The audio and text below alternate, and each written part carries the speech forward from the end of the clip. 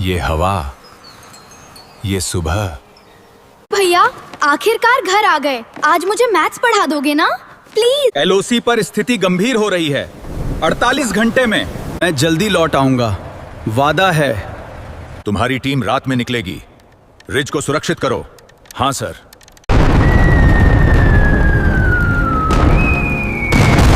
Run! Faster! Hurry! Hurry! Watch out! We have to keep going! आगे बढ़ो, लेकिन fire केवल तभी जब सामने संपर्क दिखे। सिविलियंस हैं नीचे। ध्यान ऊपर! किसी को सीढ़ियों की तरफ मत आने दो। सीमा पर स्थिति अब नियंत्रण में है। राहत पहुंच रही है। रास्ते खुले हैं। गांवों में उम्मीद लौट रही है। सुबह का वक्त था। पहाड़ों पर हल्की धूप उतर रही थी। घर के आंगन में तुलसी के पास रखे पुराने रेडियो से धीमी आवाज में देशभक्ति गीत बज रहा था। कैप्टन आरव सिंह अपनी वर्दी की बजाय साधारण स्वेटर पहने चाय के कप के साथ खड़ा था। पहली बार कई महीनों बाद वो घर पर था। माँ रसोई में उसकी पसंद की आलू की पराठा सेक रही थी और छोटी बहन माही स्कूल जाने की जल्दी में किताबें समेट रही थी। माँ ने आरव की तरफ देखा और कहा, इस बार छुट्टी में बस घर पर रहना बेटा। हर बार आते हो तो फोन पर, खबरों पर, किसी न किसी ड्यूटी पर भाग जाते हो। आरव हल्के से मुस्कुरा दिया। इस बार नहीं माँ, इस बार मैं सिर्फ आपका बेटा हूं। माँ की आंखें भीग गईं। उन्होंने रोटी पलटते हुए कहा, और तुम्हारे पिता भी यही कहते थे। आखिर में वो भी अपनी वर्दी के साथ ही घर लौटे थे। आरव ने नजरें नीची कर लीं। उसके पिता भी फौजी थे। वही पुराना कमरा, वही दीवार पर टंगी एक धूल भरी तस्वीर और उसी तस्वीर के नीचे रखा हुआ एक पदक जो अब सिर्फ याद नहीं बल्कि घर की धड़कन बन चुका था। माही ने किताब बंद करते हुए कहा, भैया आज तो आप मुझे गणित पढ़ाओगे ना? आरव हंसा, जरूर, लेकिन पहले पराठा। माही ने छुटकी ली। पहले पराठा, फिर पढ़ाई और फिर आपकी पुरानी कहानी कि कैसे आप बचपन में पूरे गांव में सबसे खराब स्पेलिंग लिखते थे। आरव भी हंस पड़ा। घर में कितने दिनों बाद इतनी खुली हंसी आई थी। गांव के बच्चे भी आंगन में झांकते रहते थे।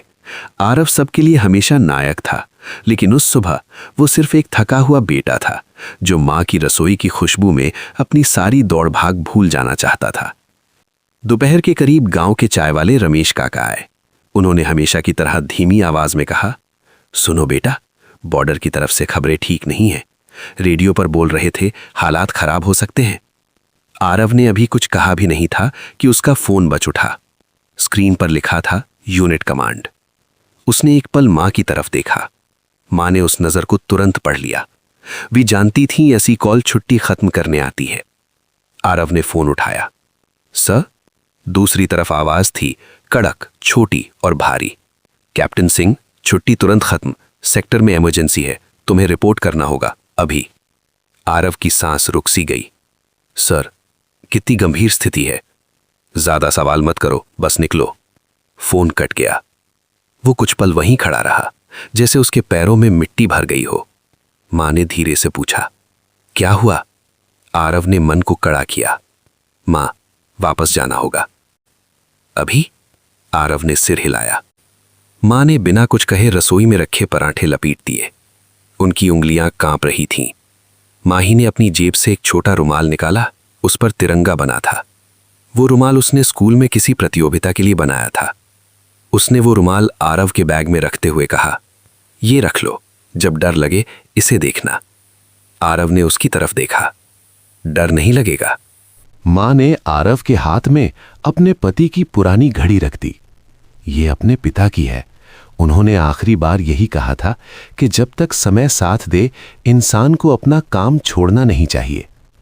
गांव से नीचे सड़क तक उसे छोड़ने पूरा मोहल्ला आया। हर चेहरे पर चिंता थी। बस स्टैंड तक पहुंचते पहुंचते हवा में एक अजीब घबराहट घुल चुकी थी। बस चली। खिड़की से आरव ने अपने घर को आखिरी बार देखा। मां दरवाजे पर खड़ी थीं। माही उनके पास थीं। दोनों धुंधली होती जा रही थीं, लेकिन उनके हाथ लगातार हवा में हिल रहे थे। आरव ने सिर झुका लिया। इस बार उसकी आंखें गीली थीं, पर चेहरा स्थिर था। सड़कें लंबी थीं, लेकिन मन और लंबा था। जब वो बेस कैंप पहुंचा, वहां का माहौल पूरी तरह बदल चुका था। कोई हंसी नहीं, कोई फुर्सत नहीं। हर तरफ नक्शे फैले थे, रेडियो की आवाज़ें थीं, दौड़ते सैनिक थे और कमांड सेंटर में तनाव इतना घना था कि सांस लेना भी भारी लग रहा था। कर्नल रावत ने उसे देखते ही कहा, अच्छा किया कि समय पर पहुंच गए, अब छुट्टी की बात भूल जाओ। आरव ने सलामी दी। सर, स्थिति? कर्नल ने नक्शे पर उंगली रखते हुए कहा, इस घाटी के पीछे 2 गांव है, एक स्कूल है, एक छोटा अस्पताल है और पानी की आपूर्ति का मुख्य रास्ता भी यही है। दुश्मन ने ऊपरी रिज पर कब्जा करने की कोशिश की है। अगर वे वहां पहुंच गए तो ना सिर्फ हमारी संचार लाइन टूटेगी बल्कि नीचे बसे लोगों की पानी की लाइन भी बंद हो जाएगी। आरव ने नक्शा देखा। उस जगह को देखते ही उसका चेहरा सख्त हो गया। सर, वहां अगर हमला हुआ तो गांव वालों को निकलने में समय लगेगा। कर्नल ने धीमे स्वर में कहा, यही समस्या है। और एक और बात, किसी ने हमारे मूवमेंट की जानकारी लीक की है, अंदर का कोई है। कमरे में सन्नाटा फैल गया। आरव ने पूछा, कोई शक? कर्नल ने एक फाइल बंद करते हुए कहा, शक बहुत है, सबूत कम है। अभी तुम्हारा काम गांव की तरफ जाने वाली पगडंडियों को सुरक्षित करना है, लोगों को निकालने में मदद करनी होगी। आरव ने सिर हिलाया, समझ गया सर। रात उतरते ही वो और उसकी छोटी टीम पहाड़ी रास्तों की तरफ बढ़ी। नीचे गांव में आधी बत्तियां जल रही थीं, आधी बंद। कुछ घरों से लोग पहले ही निकल चुके थे। स्कूल की घंटी नहीं बज रही थी, लेकिन उसके पास बने शरण स्थल में बच्चे बैठे थे। कुछ रो रहे थे, कुछ चुप थे। एक राहत केंद्र में आरव की मुलाकात टीचर अनीता से हुई। वो गांव की बच्चों की शिक्षिका थीं, अब वही राहत सामग्री बांट रही थीं। उनकी आंखों के नीचे नींद की कमी साफ दिख रही थी। आप लोग यहां? आरव ने पूछा। अनीता ने एक बच्चे को पानी देते हुए कहा, बच्चों को कौन संभालेगा? स्कूल बंद है पर दर बंद नहीं हुआ। आरव ने चारों तरफ देखा। खाना? 2 दिन की दाल है, थोड़ा चावल है और जो लोग अपने साथ लाए थे वही। पानी भी सीमित है। एक बच्चा आरव की वर्दी को घूर रहा था। उसने धीमी आवाज में पूछा, आप सच में फौजी हो? आरव ने झुककर कहा, हाँ। बच्चा बोला, तो आप वहां जाकर लड़ोगे? आरव ने थोड़ा मुस्कुराकर कहा, अगर जरूरत हुई तो हाँ। तभी एक बूढ़ा आदमी राहत केंद्र में आया। लंबा, दुबला, एक पुराना छाता और कंधे पर टंगा छोटा बैग। उसके चेहरे पर न शोर था न सवाल। अनीता ने फुसफुसाकर कहा, ये हिम्मत चाचा हैं, पुराने सिग्नलमैन थे, गांव के हर मोड़ को जानते हैं। हिम्मत चाचा ने आरव की तरफ देखा। तुम कप्तान सिंह के बेटे हो? आरव चौंका। जी, आप? तुम्हारे पिता के साथ एक बार रिज पर ड्यूटी की थी। आरव का चेहरा अचानक नर्म पड़ गया। आप उन्हें जानते थे? हिम्मत चाचा ने आंखें नीचे कर लीं। जानता ही नहीं, बचाया भी था। आरव कुछ पूछता उससे पहले चाचा ने अपना बैग खोला। उसमें एक छोटा रेडियो, कुछ तार और एक पुरानी नक्शा शीट थी। ऊपर वाला रास्ता बंद है, उन्होंने कहा, लेकिन पुराने पानी की सुरंग के पास एक पतला कटाव है, वहां से एक आदमी जा सकता है। अगर तुम्हें रिज तक पहुंचना है तो वही रास्ता है। कर्नल को इस बात की खबर भेजी गई। जवाब आया, तुरंत जांच करो। आरव, हिम्मत चाचा और 2 सैनिक उस कटाव की तरफ निकले। ठंडी हवा में कदमों की आवाज तक भारी लग रही थी। पहाड़ी पत्थर फिसलन भरे थे। नीचे गहरी घाटी थी, ऊपर अंधेरा। रास्ता इतना संकरा था कि एक झूठी आहट भी सबको नीचे गिरा सकती थी। रास्ते में हिम्मत चाचा ने धीमे स्वर में कहा, तुम्हें पता है, युद्ध में सबसे पहले गोलियां इंसान को नहीं, भरोसे को मारती हैं। आरव ने उनकी तरफ देखा। मतलब ये कि बाहर का दुश्मन तो दिखता है, लेकिन अंदर का डर और अंदर का धोखा सबसे पहले गिराता है। आरव के मन में कर्नल की बात फिर गूंज गई। अंदर का कोई है। वो बोला, कुछ जानते हैं आप? चाचा ने सीधी नजर से देखा। मैं बहुत कुछ जानता हूं, लेकिन अभी सब कुछ कहने का समय नहीं है। अचानक रेडियो पर हल्की खड़खड़ाहट हुई। किसी ने मैसेज भेजा था। कोड था, लेकिन अधूरा। आरव ने सुना, फिर एक पल रुककर बोला, ये हमारी लाइन नहीं है, ये कोई गलत फ्रीक्वेंसी है। हिम्मत चाचा का चेहरा बदल गया। तो वे संदेश भेज रहे हैं? कौन? जो लोग ऊपर से रास्ता बता रहे हैं। आरव समझ गया, लीक अंदर से हो रहा था। बाहर रात और गहरी हो गई। तभी दूर से अचानक मशीन गन की आवाज आई। लोग जमीन पर झुक गए। आरव ने तुरंत अपने साथियों को आदेश दिया, आगे बढ़ो। लेकिन फायर केवल तभी जब सामने संपर्क दिखे। सिविलियंस हैं नीचे। वे रिज के करीब थे। ऊपर से टॉर्च की हल्की चमक दिखी। आरव और उसकी टीम पत्थरों के पीछे छिप गई। सामने एक छोटा संचार उपकरण लगा था और उसके पास 2 अज्ञात लोग थे। एक शख्स का चेहरा साफ नहीं दिख रहा था, लेकिन उसके हाथों में हमारे इलाके के नक्शे थे। आरव ने धीरे से कहा, ये वही हैं। हिम्मत चाचा ने फुसफुसाकर उत्तर दिया, और अब सच सामने आएगा। अचानक एक पत्थर नीचे लुढ़का, आवाज हुई। ऊपर वाले सतर्क हो गए। फायरिंग हुई, लेकिन आरव की टीम पहले से तैयार थी। कुछ मिनटों का तनाव, तेज आदेश और चट्टानों की आड़ में चलती रणनीति। फिर संचार उपकरण बंद कर दिया गया। एक आदमी भागने की कोशिश कर रहा था। आरव ने उसका रास्ता रोका। उस क्षण रोशनी उसके चेहरे पर पड़ी। वह कोई बाहरी दुश्मन नहीं था। वह था राहत सामग्री का स्थानीय ठेकेदार, जो हर दिन गांव में आता जाता था, सबका भरोसा जीत चुका था। आरव को जैसे भीतर तक झटका लगा। तुम? उसने कहा। ठेकेदार कांप गया। मुझे मजबूरी थी। किसकी? उसने नीचे झुककर कहा। मेरे बेटे को धमकी मिली थी। उन्होंने कहा था अगर मैं मदद नहीं करूंगा तो वो। आरव ने उसकी बात पूरी होने नहीं दी। इससे निर्दोष लोग नहीं बचते। ठेकेदार रो पड़ा, लेकिन समय रोने का नहीं था। नीचे गांव में हलचल तेज हो रही थी। कुछ घरों की ओर आग की हल्की चमक दिखी। राहत केंद्र में लोग और सिमट गए थे। अनिता बच्चों को पीछे वाले कमरों में ले जा रही थीं। तभी माही का फोन आया। आरव ने घबरा कर उठाया। माही? दूसरी तरफ बहन की सांसें तेज थीं। भैया, माँ और मैं, हम राहत केंद्र में हैं। ऊपर से आवाजें आ रही हैं। कुछ लोग कह रहे थे कि पानी का रास्ता खोल दिया गया तो नीचे का रास्ता डूब सकता है। आरव का चेहरा उतर गया। कौन सा पानी का रास्ता? माही बोली। पुरानी सुरंग वाला, जिसके बारे में चाचा बता रहे थे। अगर उसे खुलने दिया तो निचला इलाका डूब जाएगा। हिम्मत चाचा ने फोन की आवाज सुन ली। उनका चेहरा एकदम सफेद पड़ गया। नहीं, वे बुदबुदाए, उन्होंने वही प्लान किया है।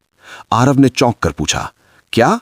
चाचा ने हाँफते हुए कहा, रिज के नीचे एक पुराना जल निकास है। उसे खोल दिया गया तो भारी पानी नीचे गांव के खेतों, स्कूल और अस्पताल की तरफ बह जाएगा।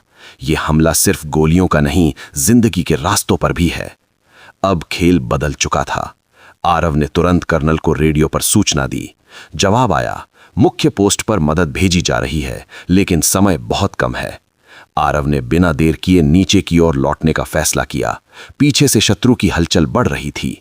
आगे रास्ता पहाड़ी मोड़ पर था और वहां से नीचे गांव। एक सैनिक ने पूछा, सर, हम किसे पहले बचाएं? आरव ने एक पल सोचा, फिर बोला, जो सबसे कमजोर है उसे। वापस पहुंचने पर उसने देखा कि राहत केंद्र के पीछे पानी की दीवार जैसी आवाज आ रही थी। पुराना जल निकास खुलने वाला था। लोग घबराकर इधर उधर दौड़ रहे थे। अनिता बच्चों को लेकर एक ऊंचे कमरे की तरफ भाग रही थीं। आरव ने चिल्लाकर कहा, सब लोग मंदिर की सीढ़ियों की तरफ जाओ, नीचे मत रहो। मां भी वही थी। जैसे ही उन्होंने आरव को देखा, उनकी आंखों में एक साथ राहत और डर उतर आया। आरव, उन्होंने आवाज दी।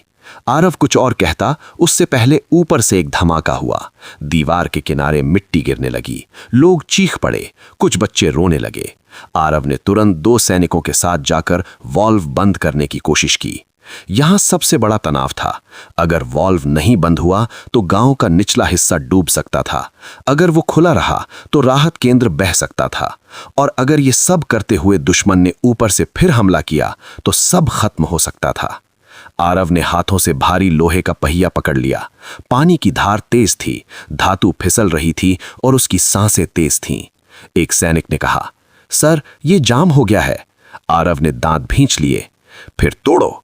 हिम्मत चाचा पास आए। उन्होंने अपनी पुरानी जेब से एक लोहे की रॉड निकाली। मैं मदद करूंगा। आरव ने झटका दिया। आप पीछे हटिए चाचा। हिम्मत चाचा ने शांत आवाज में कहा, तुम्हारे पिता भी यही बोलते थे। मैं तब नहीं हटा था, आज भी नहीं हटूंगा। तीनों ने मिलकर जंग खाए पहिए को घुमाया। पानी का दबाव बढ़ रहा था। तभी नीचे से कुछ लोग चिल्लाए, जल्दी। आरव के चेहरे पर पानी, मिट्टी और तनाव सब एक साथ था। फिर अचानक एक जोर की आवाज आई और वॉल्व आधा बंद हो गया। पानी की रफ्तार कम होने लगी, लेकिन उसी वक्त ऊपर से फिर हल्की गोलीबारी हुई। आरव ने अपने साथियों को आदेश दिया, ध्यान ऊपर, किसी को सीढ़ियों की तरफ मत आने दो। एक छोटी दौड़, एक तेज मोड़ और पहाड़ी की छाया में आरव ने उस आदमी को देख लिया जो लीक कर रहा था। वही ठेकेदार अब दूसरी तरफ भाग रहा था, शायद अपने आखिरी बचने की कोशिश में। आरव उसके पीछे गया। कुछ ही क्षणों का पीछा और वो आदमी फिसलकर रुक गया। उसके हाथ में एक छोटा बंडल था, कोड, नक्शे और संचार पर्चियां। आरव ने उसे पकड़ लिया। अब भागोगे कहां? ठेकेदार रो पड़ा, मैंने ये सब पैसे के लिए शुरू किया था, फिर मैं फंस गया। आरव ने उसे देखा लेकिन जवाब नहीं दिया, क्योंकि इस वक्त गुस्सा भी बाद में होना था, पहले जान बचानी थी। आधी रात के करीब ऑपरेशन पूरा हुआ। जल निकास बंद कर दिया गया, ऊपर की संचार लाइन भी तोड़ दी गई। शत्रु की योजना विफल हो गई।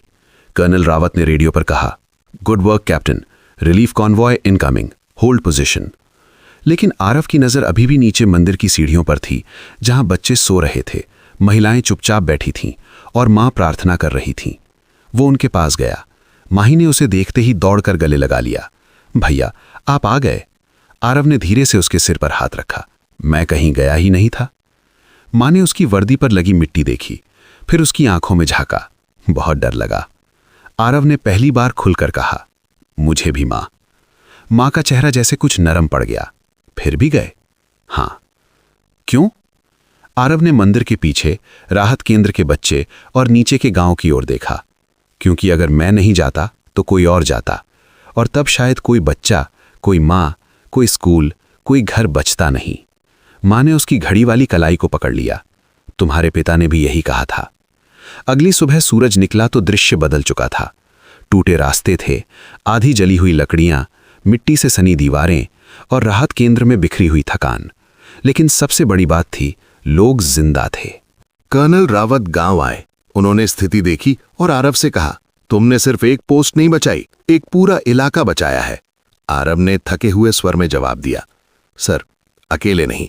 कर्नल ने पीछे खड़े हिम्मत चाचा को देखा। और ये? आरव ने कहा, ये वो आदमी है जिन्होंने वक्त पर रास्ता दिखाया। हिम्मत चाचा ने बस मुस्कुराकर आसमान की तरफ देखा। मैंने सिर्फ पुराने पहाड़ों की याद ताजा कर दी। बाद में राहत केंद्र में बच्चों को खाना बांटा गया। अनिता ने नोटबुक निकाली। स्कूल अभी बंद रहेगा, लेकिन पढ़ाई बंद नहीं होगी। एक बच्चा बोला, और आप? अनिता ने मुस्कुराकर कहा, मैं यहीं रहूंगी। माही ने अपने रुमाल को सीधा किया और बोली, जब स्कूल खुलेगा मैं पहली लाइन में बैठूंगी। आरव ने उसे देखा, और मैं? माही ने चुटकी ली, आप फिर से छुट्टी पर आएंगे। सब हंस पड़े। पहली बार इतने दिनों बाद राहत जैसी हंसी आई। शाम को आरव अकेला मंदिर के पीछे बैठा था। उसके हाथ में पिता की पुरानी घड़ी थी। हवा शांत थी। गांव के ऊपर अब भी धुआं नहीं, बल्कि धुंध थी। वो घड़ी उसकी उंगलियों में थी और उसे अपने पिता की आवाज जैसे सुनाई दी, समय कभी सिर्फ घंटी नहीं होता बेटा, समय वो पल होता है जब तुम तय करते हो कि इंसान बनना है या डरना। आरव ने आंखें बंद की। पीछे मां आकर बैठ गई। अब क्या सोच रहे हो? आरव ने बहुत धीमे स्वर में कहा कि छुट्टी कभी पूरी नहीं हुई थी मां। मां ने पूछा, मतलब? आरव ने सामने पहाड़ों की तरफ देखा। मैं घर पर था, लेकिन दिल अभी भी सीमा पर था। और आज जब लौटकर आया हूं तो समझ आया, देश की रक्षा सिर्फ बंदूक से नहीं होती। कभी रास्ता बचाकर, कभी पानी रोककर, कभी बच्चों को खाना देकर, कभी डरते लोगों को हिम्मत देकर। मां ने उसकी तरफ देखा। और तुमने ये सब किया? आरव ने हल्की मुस्कान दी। हमने किया। दूर कहीं वही पुराना रेडियो बज रहा था। इस बार गीत नहीं, खबर थी। सीमा पर स्थिति अब नियंत्रण में है। राहत पहुंच रही है। रास्ते खुले हैं। गांव में उम्मीद लौट रही है। कैमरा अगर होता तो वो आरव के चेहरे पर टिकता, फिर माही की किताबों पर, फिर राहत केंद्र में सोए बच्चों पर, फिर मंदिर की दीवार पर टंगी उस छोटी तिरंगा झंडी पर जो हवा के हल्के झोंके से हिल रही थी।